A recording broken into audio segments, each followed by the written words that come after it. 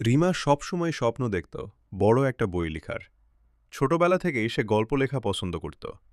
কলেজে পড়ার সময় সে তার প্রথম বইটা প্রকাশ করার জন্য একটি প্রকাশক সংস্থার কাছে পাঠায়, কিন্তু প্রকাশক বইটা ফিরিয়ে দেয় এবং মন্তব্য করে, এই বইতে গল্প বলার ধরন খুবই দুর্বল, চরিত্রগুলো ভালোভাবে ফুটে ওঠেনি।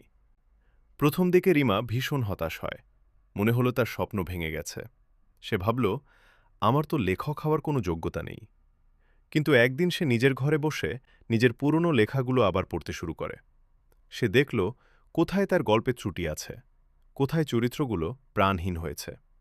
রিমা ঠিক করল, ব্যর্থতাকে তার শত্রু বানানো নয়, শিক্ষক বানাবে।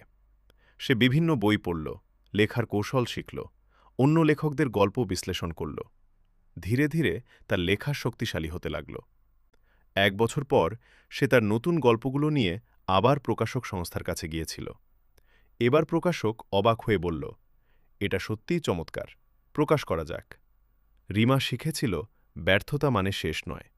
ব্যর্থতাই তাকে শিখিয়েছিল কিভাবে নিজের ভুলগুলো চিহ্নিত করতে হয় এবং কিভাবে উন্নতি করা যায়।